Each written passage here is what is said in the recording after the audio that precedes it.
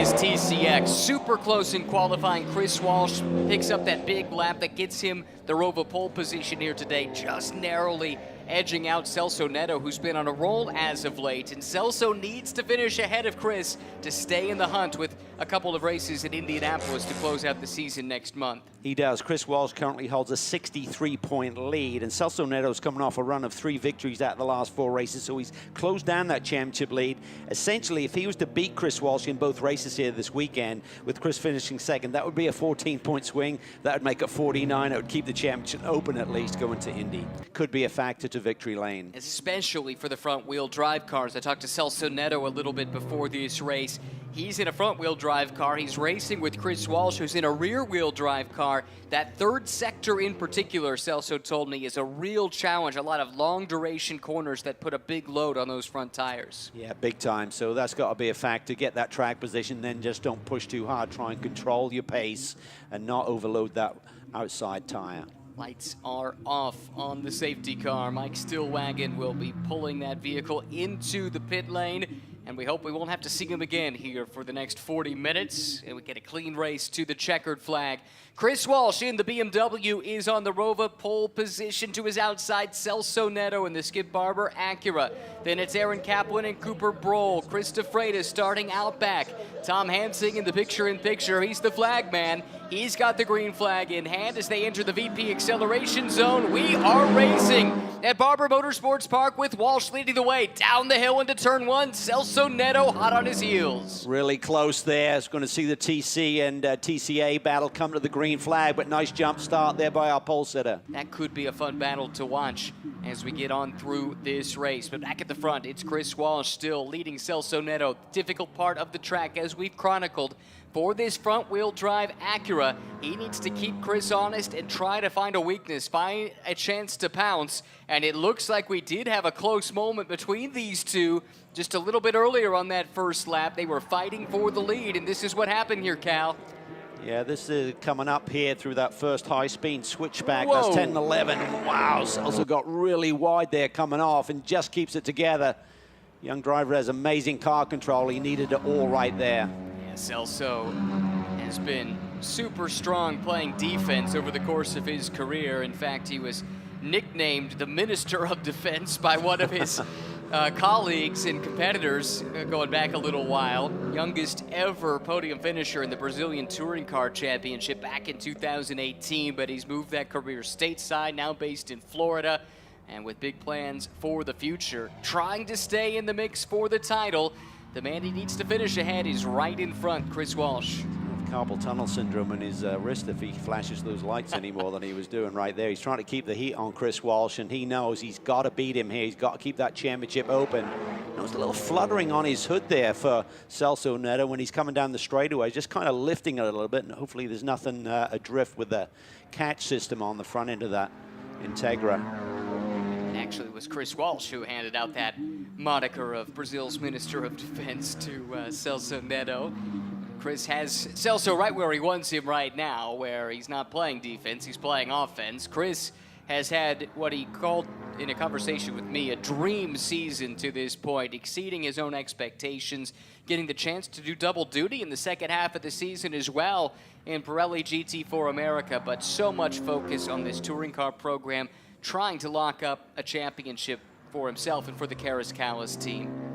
Yeah, and I think he's enjoyed this heat that he's felt from Celso Neto. We've seen it historically with this class, right? It seems like you get a championship leader who dominates, but then suddenly there's someone bursts through and comes through and starts to put the pressure on the champion before they can get to the title finish. And Celso Neto has certainly done that with some impressive drives. They've really worked hard with this Integra in terms of getting it reliable and finding the performance. It's been a big ask, but they're right there right now with that BMW. Very evenly matched here at Barber.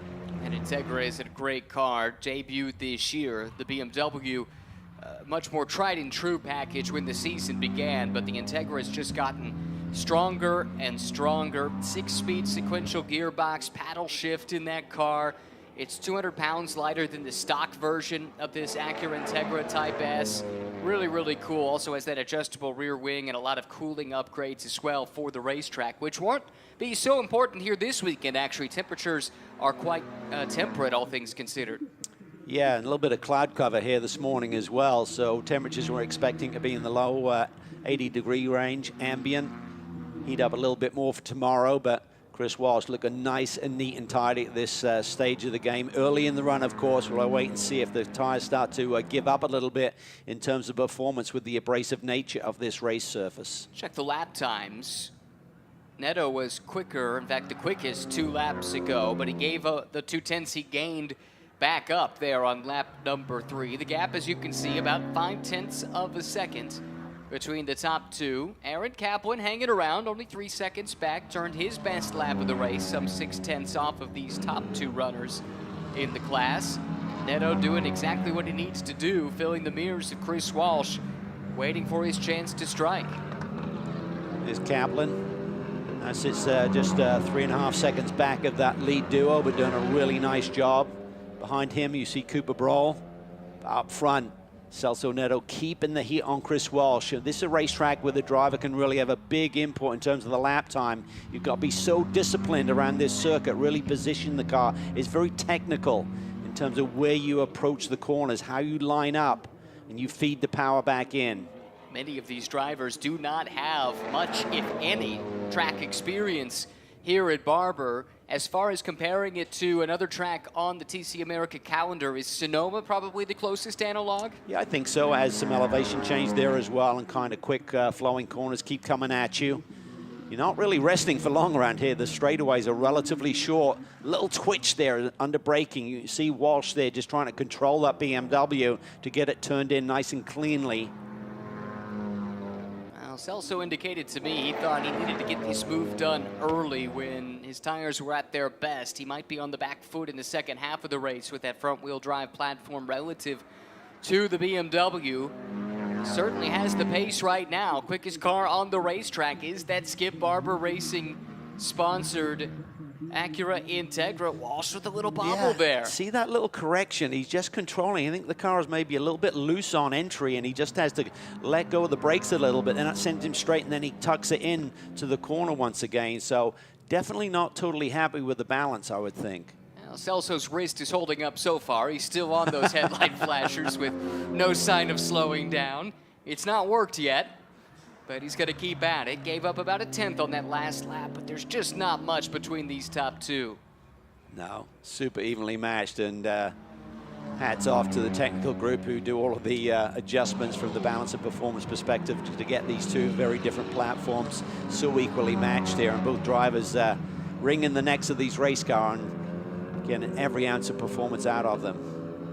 If you're like me and a longtime fan of this championship and its predecessor, Pirelli World Challenge, and its various iterations before that, seeing touring car duels between Acura and BMW, it just hits, right? I mean, for so many years, this was the battle in the touring car classes in World Challenge racing. Yeah, just some great names have come through, like Pierre Kleinubing, even our buddy Pedro, P.D. Cunningham. So much success and this level of competition, but just the brands, as you said, have been here all along. Pierre and Peter in the Acuras. You've got James Clay in the BMWs for many years. Even Bill Auberlin was running in touring cars for a long time, won a championship. Just a great rivalry between 2 fantastic brands, BMW and Acura. And great to see that battle renewed here this year with the advent of this new Acura Integra. A look at the last couple of laps, comparing and contrasting the lap times. Like we've said, I mean, just nothing to pick apart between these 2. No, they're very evenly matched, and just both of them just ran a 134.5 with Celso, a new fastest lap, just 300ths quicker than the leader of this race. So nothing to choose between them. It's all going to be about that last 10 minutes in terms of which car keeps the balance. This is the best battle on the track right now. That's why we're keeping an eye on it. Jeff Rick. So we'll talk more about PJ in a moment, but looks like these 2 have continued their epic scrap with Chris Walsh and Celso Neto. This was in the final turn coming onto the pit straight. Celso Neto chasing. Walsh a little wide, but Celso even wider. Yeah, that's going to cost him a little bit of acceleration. I think that's hence why we see that gap is extended by maybe a car length or 2 from being kind of tied together there from much of this opening salvo. But he's just pushing. He's looking for a lot there and just ran out wide. So he's asking more and more from the car, just trying to get that exit speed through the final corner and get a run down into turn one. The problem with turn one is it's such a high-speed approach. There's really not enough room or deceleration into that corner to really give you a good shot of outbraking someone. It's a lot of flow through that corner, and minimum apex speed is very high. Anytime it looks like Walsh might be starting to pull away, Celso Neto's been able to reel him back in, but we might be reaching that point in the race where the tire wear starts to come into play and the potential advantage of the rear-wheel drive platform, especially at this track, might start to show. Certainly, crews are looking on here. It looks like the Celso's team kind of monitoring the situation, trying to look at the visuals of how the car balance looks, looking at the sector time, seeing if either one of these two drivers up front has an edge. As we drop back, this is Carl Hurdle, and we do have the leaders coming through. This is one thing we need to keep an eye on. Multi-class racing around a tight track like this. Traffic could very well play a part in the outcome here. But Carl, this is a really cool story, works for Honda in their manufacturing facility located not too far from where we are here at Barber. And it's a crew of volunteers that work on this car. He actually was supposed to run at Sebring earlier in the season, but had a mechanical issue that led to a crash there. And he told me, look, we work on these cars in our spare time. This is gonna be a 2 or 3 year repair project on their TC spec car that they had the crash with at Sebring, and actually he wanted to give a thank you to Mario Biondo of LA Honda World for helping them source a chassis to be able to race at their home race here in the TCA class rather. Probably the steepest incline anywhere on the racetrack. In the meantime, here we go, Walsh and Neto side by side. This is the run into the museum complex. It's like a mini corkscrew. I do think traffic may have had something to do with the fact that they have closed in on each other like this. They've made their way past Alex Garcia now, but the fight for the lead is not over. Yeah, and how desperate is Celso going to get as he absolutely throws that Integra sideways there through that high-speed sweeping turn.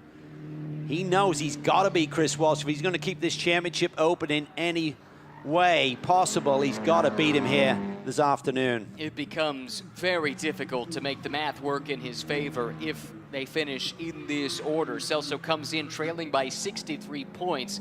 He gives up 7 by finishing second here to Walsh if this result were to hold, so it becomes a 70-point lead for Chris Walsh with only 75 points left on offer with 3 races to go after today.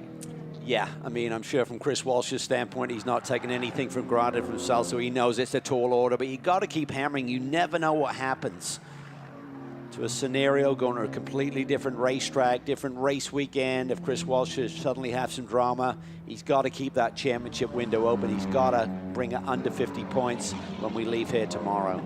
Next car that the leaders overall will catch is the leader in TCA, PJ Gronke. I was telling the story earlier. He was mentioning to me this list of movies he has to watch every week in the build-up to heading to the racetrack. And some are things you'd expect, Days of Thunder, Talladega Nights, but some are as out there as the Italian. Well, he's been really strong here this weekend, immediately on the pace. There's some grass in the grill of Walsh, and we have a change for the lead. Celso Neto is through. Ooh, this is going to be interesting. I think we got a replay of how the lead changed hands, and it was traffic. Walsh to Gronke's inside, Neto to the outside. Oh, this is gonna be tight. Ooh, very tight, more than tight. Contact between the two, and an airborne moment for Chris Walsh. Great save, all things considered. Well, I had a feeling that Celso was gonna be in that sort of mood, a very attacking mode, so he split the traffic there. I'm not sure that Chris Walsh would have even seen him. He's kind of so far out the peripheral vision of your side view mirrors and such to be able to know that he's there, and they all came to a big meeting point right as they turned in for that high-speed corner. Chris Walsh lucky to get away with that one, but we see a tire at the ready here in pit lane, so he may be reporting a damaged tire, or maybe it's just a team being prepared just in case. The incident is under review. And Broll now runs in third, so potential dramas for both of the front runners. This is with championship implications as well. As they run, again, pending this review, Neto would claw back 7 points in the championship battle to get it to 56. But race control is taking a look at the contact between these two, the Acura and the BMW. Yeah, there's enough time on the board that, you know, is it going to be a penalty or do you give the position back? There's that option as well. Some stewards don't like to, you know, hand down penalties or adjustments that way. The other question is there any damage to this BMW? It's a pretty hefty hit and a wild ride across the grass there, so that can certainly change the alignment on the race car as well. But there is enough time for John Fergus to make the call and just say, give the position back. You didn't take it cleanly. Reset, go race again. Your read on the contact, though, Cal? I'd want a more closer, like, slowed down look at it to get an accurate feel. But to me, Celso had to go for it. There's the traffic involved. Celso had committed to the inside.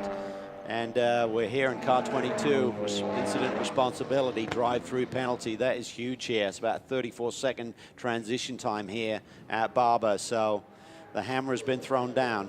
That would put Neto at the back of the TCX field. So from the lead down to fourth and the championship leader back into a position where he would score maximum points. This is, if not the death knell of Celso's championship bid, it's awfully close. He's still pushing though, Cal. Yeah, I felt it was one of those days, kind of a desperate day for Celso. He had to try and make something happen. Let's take another look at it here, and his car's very sideways here late in the going. So this is the run. That's through 9 and 10. Celso in the dust there on the inside. I'm not sure Chris even knows he's there.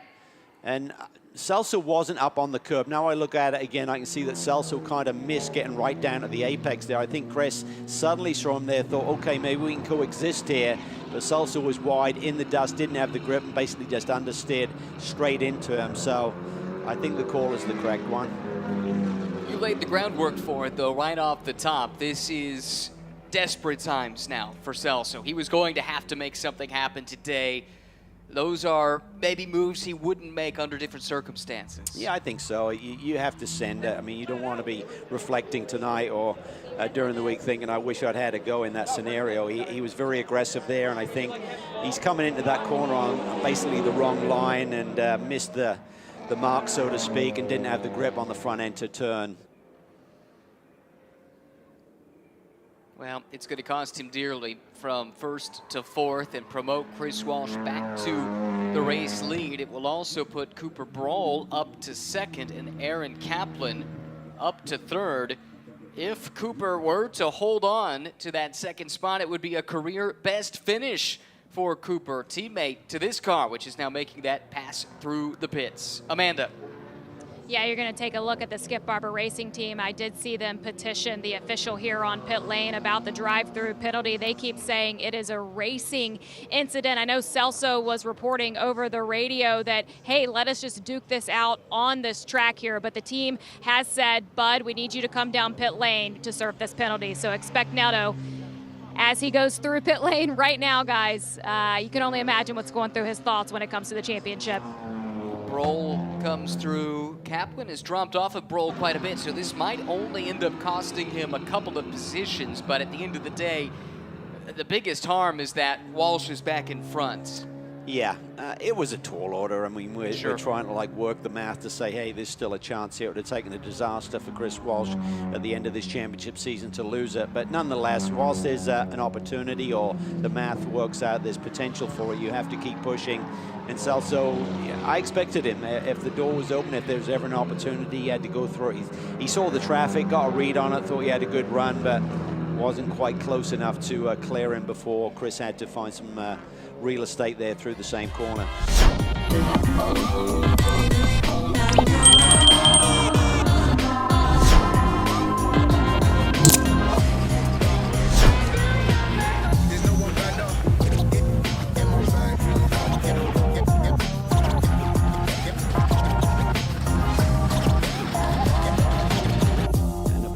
If Celso comes back, he's an outstanding young talent who's performed and done great things this season. He indicated that is his intention to continue racing touring cars here in SRO America. He's got the pole position here, the Rover Pole Award, in fact, as he enters the VP acceleration zone. The Skip Barber entered Acura on pole position next to the Karis Callis race team BMW of the championship leader Chris Walsh, who could lead today as the champion-elect. Great getaway by the pole man Celso Neto. Kaplan in the green-fronted BMW fighting with Broll in his Acura over third and fourth. Broll coming back to the inside. She's starting to rack them up here at this stage of the season. Neto leads by 0.3 of a second over Chris Walsh. Then it's the battle between Kaplan and Broll, but Walsh is closing back in on Celso Neto.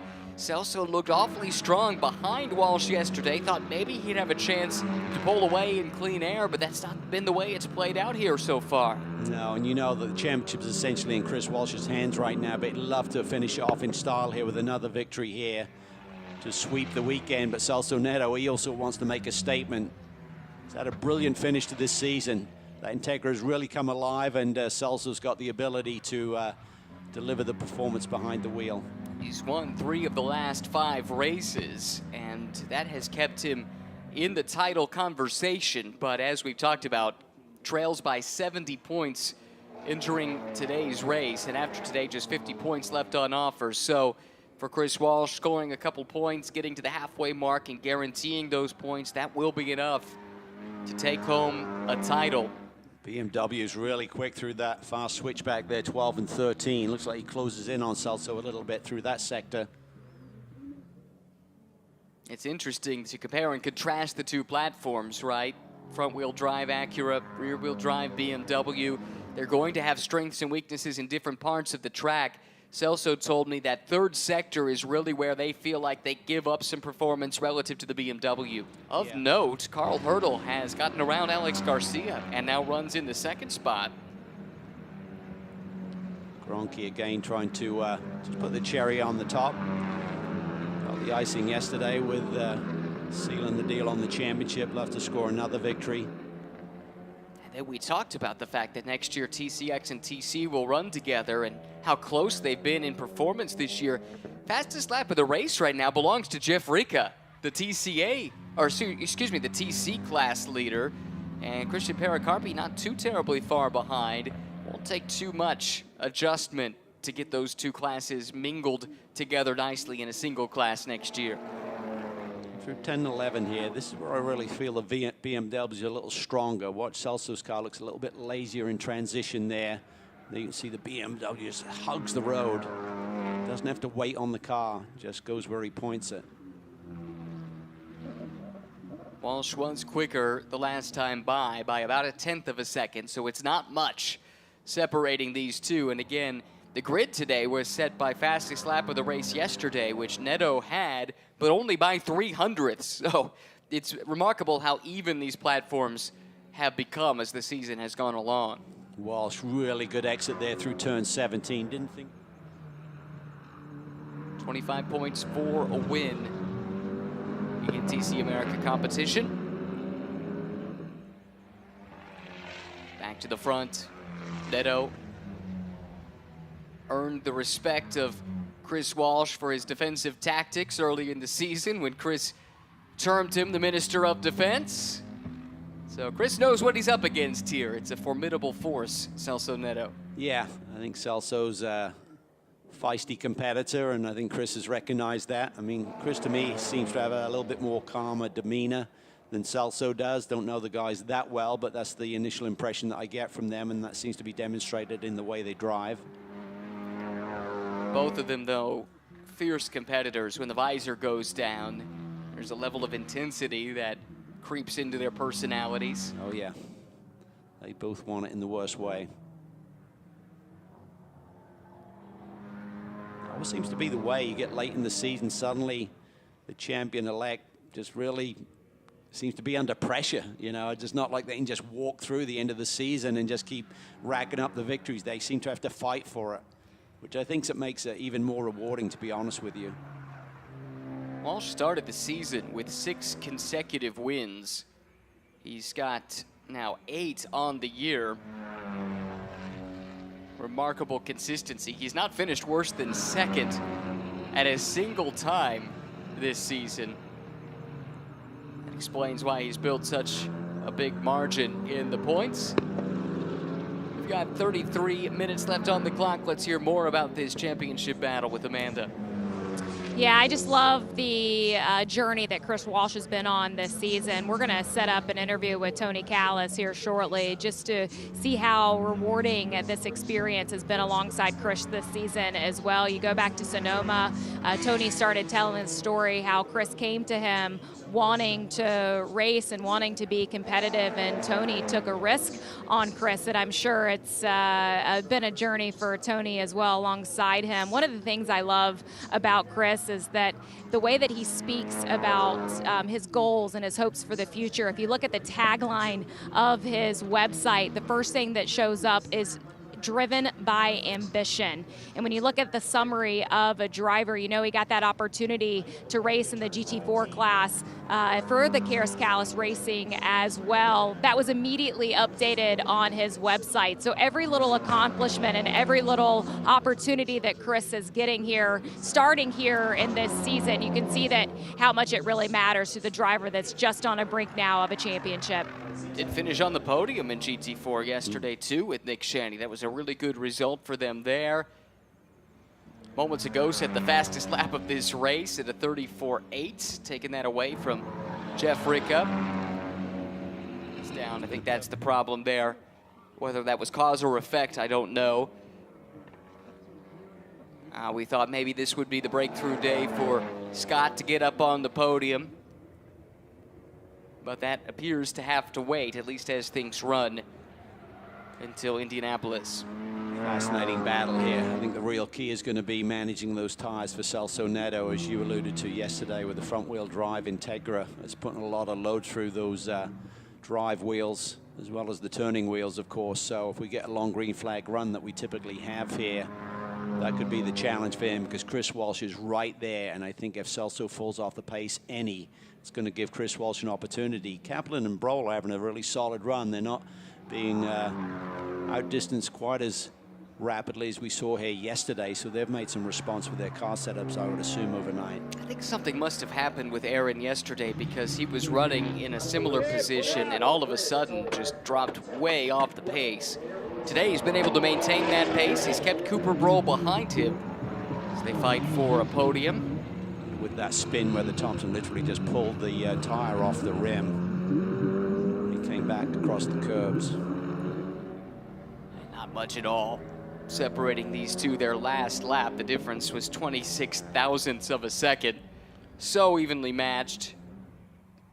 Some drivers might melt under this continued pressure, and others thrive. And Neto is in that the latter category, I should say, because it seems like no matter how much pressure he's under, it doesn't affect his line. He just keeps his eyes focused forward, does not make that crucial mistake. And they're both right on the limit. You can see them floating the speed through these corners, just trying to grab every ounce of performance out of their respective race cars. And again, I just think the real factor is there's a long way to go in this race still, Ryan, is if that Integra can keep its front tires underneath him. That is the question for Celso Neto, who cut his teeth racing in his native Brazil, won a Turismo Centro Oeste championship, which I'm sure you're very familiar with, Calvin. Easy for you to say. In the 1.4 light category. That was back in 2022. Has had success racing in Brazilian stock cars, Brazilian touring cars. Even did a couple of NASCAR Brazil races last year. In addition to his campaign here stateside, which saw him finish third in the championship in TC, making the step up to TCX here this year. The tough part about that would be, this would be Scott's first ever podium. Yeah, and it doesn't matter if Christian doesn't get to 50% anyway. So if he's out, then they'll just let Thompson do what he needs to go and do. But if Christian should get a fix on that race car, then that position might be important. We were wondering about the front-wheel drive tire life for Celso Neto. 15 minutes into this thing, the good news is he's still capable of turning his best lap of the race this deep into the run. He just did so. The bad news is Chris Walsh was even quicker. Not by much, just a few hundredths of a second, but Walsh now resets the overall fastest lap of the race, and as you can see, is hounding Celso Neto, but has yet to unlock this particular safe here, trying to find a way by and into the lead of the race. An outside chance, let's put it that way. Heading into the final 2 races of the season at Indianapolis. So far, Chris Walsh hasn't even attempted a move on Celso Neto, so I'm not sure if he's just biding his time, wants to be maybe a touch closer before he thinks about diving down at the inside. 37's going back to the paddock area to see if they can figure out a solution there and try and get him back out, but time is not on their side. If he scores no points, it would be championship over. Jeff Ricca would clinch here today. Traffic up ahead for Celso Neto. How does he find it? He finds it in the perfect spot. That allows him to clear it. This is where they had that big moment yesterday when Celso split the traffic and tried to fire it down the inside and ultimately got into the side of Chris Walsh, sent him for a ride and drew the penalty. Well, here's another thought as to why we haven't seen Chris Walsh even make an attempt.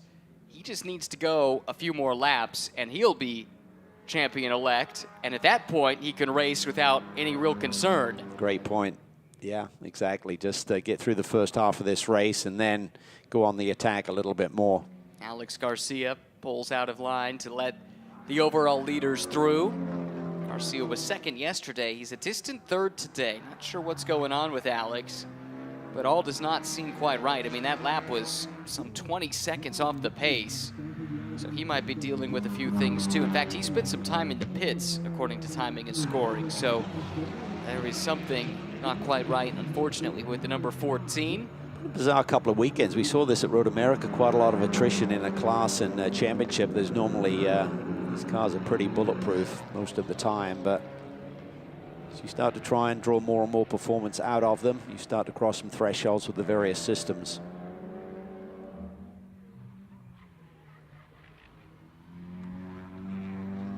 Tires chirping there through the museum turn. That's turn 9. Then you start to wind up the speed. I'm pretty sure it's flat out through this sector in a TCX car. Next chicane's a little bit more demanding, really tightens up on the second phase through here. Right there, and then you start to crest that hill. Just have the car pointed in the right direction without dropping a wheel. We'll see what happens in a couple of laps when we cross that halfway point, Ryan. If your thought is correct in terms of Chris Walsh will get a little bit more aggressive and start to probe to look for an opening.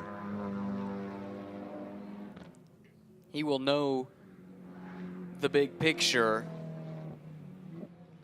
They'll have done the math, of course, coming into this weekend. The two continue to run nearly identical laps. Chris still pushing, though. Just had a big handful of opposite lock he had to feed into that car, but they were lapping within just a few hundredths of a second of one another, lap after lap after lap. Been a great battle. You know, it took a while for this Integra to find its speed and work with on the balance of performance to get it into a state where it could compete with the BMW. It's been the dominant car really in this form of competition for the last few seasons. They've done a great job with that whole organization there at Skip Barber Racing to give Celso the tools now to go for race victories. And by the second half of the season, the Integra certainly has been in that window. But here we come, big moment in the season here, past the halfway mark, across the line. Chris Walsh will score points here today, and with that, that has locked in a TCX Class Championship for Chris Walsh and the Karis Callis race team. Let's hear from Tony Callis, the proud team owner. But they wanted to find a way to support him, support his story, support veterans, which is obviously near and dear to the Walsh family's heart. And they have been repaid many times over with the performances Chris has displayed this year. Yeah, you could tell. Tony's there, pretty emotional, great support from him and Nick Shanny and everyone there with that group. Congratulations to the team. It's not easy. I mean, you think, oh, we'll just go out and drive these races. It takes an enormous amount of preparation to keep them as reliable as they are. So they've done their job, and Chris has certainly performed on the racetrack. He's had a different challenge in the second half of the season when Celso's come alive here a little bit, but nonetheless, quality guy, and great to see him getting the results and the achievements right now. Well, now that the championship is more or less sealed, there's the happy family. They know that they've crossed that threshold, and it is such a family atmosphere, racing in general, but especially at this level where you're putting your heart and soul and a lot of times your bank account into being at the racetrack one week to the next. Yeah, you live and breathe it. I mean, I think anyone at the professional level does too, but victory this morning, they can go celebrate big time tonight. Oh, here we go. This is the first legit passing opportunity here, and Chris Walsh takes it, so that was nicely done. I think he'd been thinking about it for a while, but I think to your point, he got to the second half of this race and then came out a little bit more aggressively there. I believe everybody that has clinched a title this weekend has done so with a win, and Chris Walsh would like to keep that trend going. Saw the opportunity and wasted no time jumping up the inside and grabbing the spot there into Charlotte's Web. Celso Neto trying to fight back. But we know that he was quite upfront about it. He did think that the second half of the race would be a challenge in the front-wheel drive car. He's done a pretty good job to keep that pace up, but Walsh had, over 25 minutes to really size him up and look for a weakness. And as soon as the door opened, Chris was ready to pounce. Yeah, I don't think he was necessarily any closer. He just decided to go for it. So he'd certainly been biding his time. And through that third sector, that BMW is really hooked up. So that fast switch back there, 12 and 13, is where he really seeks to eat up the Integra a little bit. Look at this, though, down the front straightaway. Celso Neto back out. He's going to force Walsh wide there in the grass. Tires are dirty, got to keep it together. This is tight racing. These two did make contact yesterday. Celso really went for it, and he did it again into turn number one. That puts the Brazilian back to the lead.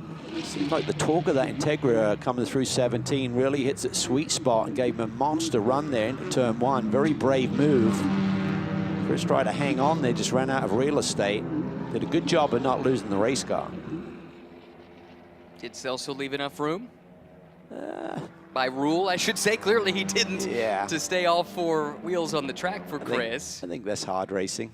I wouldn't think the stewards will want to get involved in that one.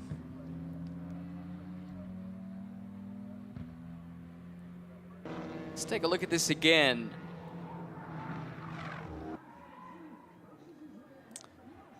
Well, I think they were both on the same trajectory. I think from apex on, with the speed they were carrying, they're both going to end up in the same part. I don't think Celso forced him out there. That would be my take on it anyway. A little twitch there from the BMW over the crest of the hill. Yeah, he's still pushing. He wants that win to go along with the TCX title.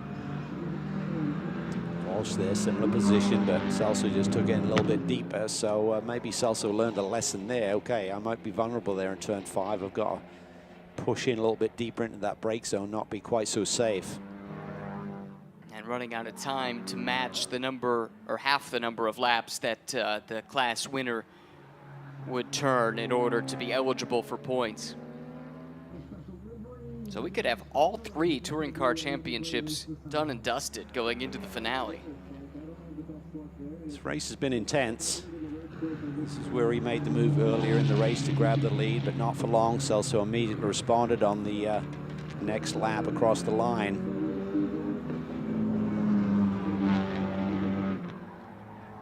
Just remarkably even, just nip and tuck, just a few hundredths there.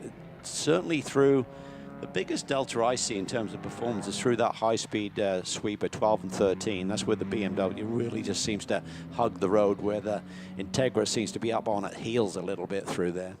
Chris just took the fastest lap of the race, or I should say lowered that time down to a 1:34.6 the last time by. Amazing, he can still turn those kinds of times this deep into this 40-minute race. And Celso's right there as well. He was only a 10th off, and And obviously still maintains the lead. So we talked about that front-wheel drive Integra losing tire performance. That was his, well, he almost equaled his best lap of the day as well on that tour. And he just set on this lap the best overall middle sector. So, yeah, plenty of pace still in both of these cars, even this deep into the run. Celso slightly faster than the BMW this time by, about 1/10 and a half. They are pushing. I think a driver can really make a big difference around this racetrack. You can kind of manipulate the car a little bit. Reports that PJ Gronke had another moment headed down towards the museum section. Same place, nearly identical, but has been able to continue on. I want to keep that advantage up front, though. Celso Neto hanging on here. What does Chris Walsh have up his sleeve? Surprised Neto with the outbraking maneuver about 5-10 minutes ago, but he settled back in there to what we saw through the first phase of this race when he was just trying to get to the halfway point in this race and seal the championship up. Which he has done. Now looking to add to the win tally. Or could Celso Neto take his 4th win in the last 6 races? He's won 3 of the last 5. W. Broll in the Skip Barber Racing School team Acura. A little bit of traffic. In fact, it's the race leader in TCA up ahead that the TCX front runners will have to contend with. They do so.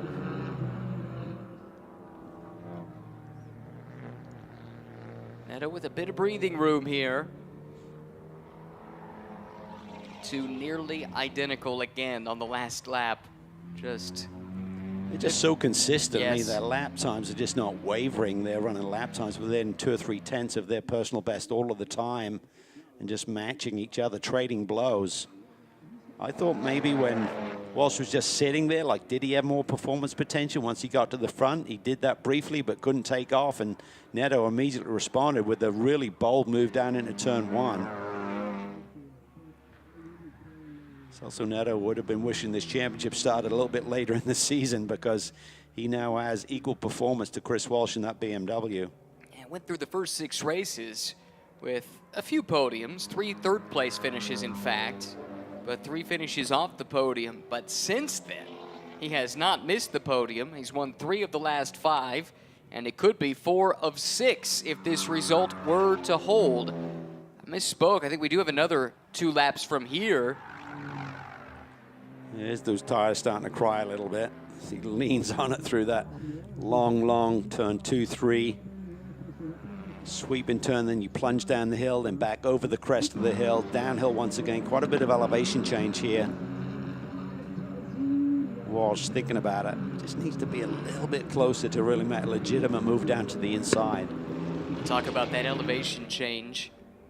We've seen everything from 54 feet up to 80 feet on a lap around this place, depending on the source. Does a great job. Ooh. Whoa! Walshian deep. Yeah.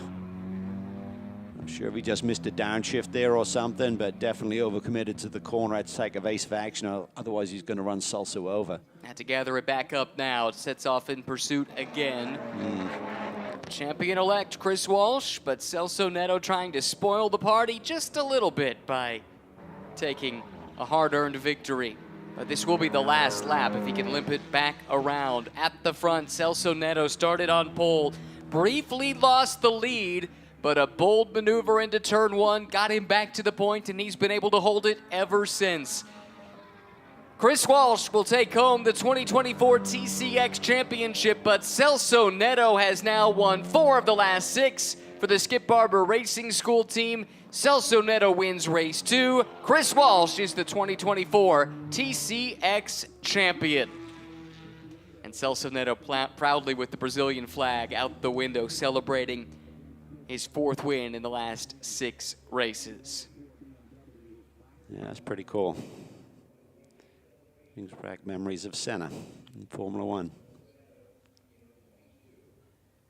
Confirmation from sanctioning body, Jeff Rica has clinched all 3 titles done and dusted with 2 races still to go. No one will have to race conservatively at Indianapolis, and that could get spicy, as you like to say. Yeah, it should be fun. Now, congratulations to Celso Neto for the win, to Chris Walsh for his title. Wins, I believe, Celso Neto with Amanda. And the hat goes on Celso Neto for the win here at Barber Motorsports Park. And Chris Walsh may have won the championship today, but you were not going to let the race win go easy. Talk about setting up turn 1 and getting the lead back. Yeah, so the track conditions were tough. The track was super dirty, and that made it hard for our car to the front wheel drive. So the whole race was just keeping yourself calm and being like, don't use your grip, don't use your grip. Because I knew you had me in sector 3, and you were going to need a good run out of sector 3 if you wanted a chance. So that was what happened. You got a little wide in the marbles, got a big slide, saw that coming. Lifted a bit early, went full throttle to the last corner.